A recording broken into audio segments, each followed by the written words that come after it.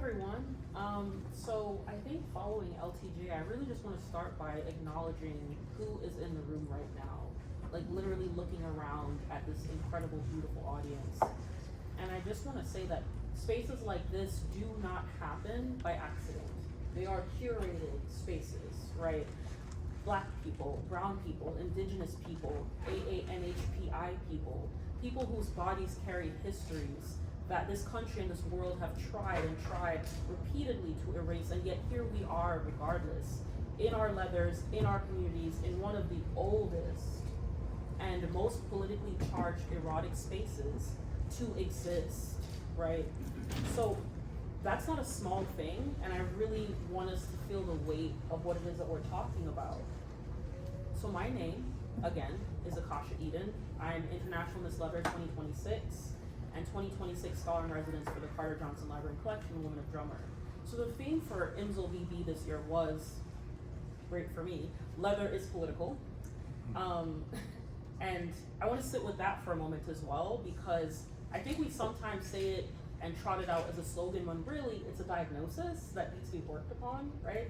Leather has always been political. It was political when gay men and lesbians built this culture out of the rubble of World War II, out of bars they weren't supposed to be in, were getting raided out of, on bodies the state wanted to disappear and turned their backs upon. It was political when the HIV/AIDS crisis tore a hole in the center of the community and the government let it happen and encouraged it to happen. It was political when leather folks held their dying brothers and buried them and kept the culture breathing when no other institution would. It was political when black and brown people showed up to these spaces and were told that their presence was conditional. Leather has always been political. The question is for whom? To that end, in search of an answer to that question, I have been in communion with the dead lately. Reverently, gratefully, in the annexes of the Carter Johnson Library and Collection, in the Leather Archives and Museum, in the stacks of the Lesbian Herstory Archives, in the personal archives that various community members have trusted me to handle, I have been reading and viewing and asking questions about what survived. Photographs, correspondence, protocols written in careful hands, program booklets from events no longer in existence. I've been with the living too, sitting across from black and indigenous leather people, some of whom have been in this community since before I was born, and asking them to tell me what the official and sub-official records left out.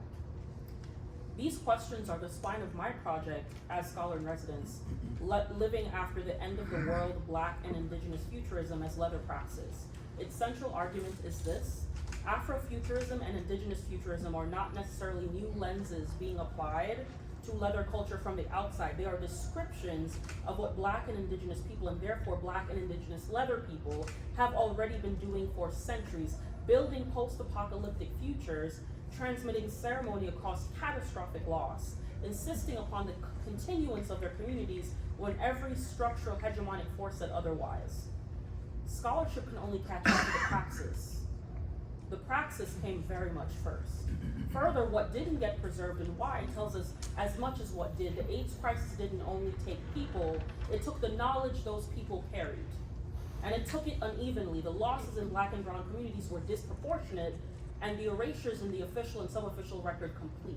And yet protocol, ritual, and ceremony survive, passed mouth to ear, leather to leather, in the way that knowledge survives when institutions, law, capitalism, cis-heteropatriarchy, and white supremacy fail it.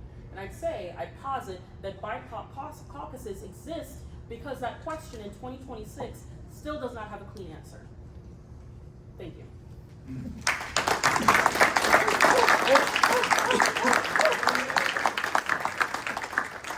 At this time, I'm going to ask the other panelists if you'd like to add anything to what Akasha said. Looks like you nailed it, Akasha. Yeah, goddamn. All right. Hey.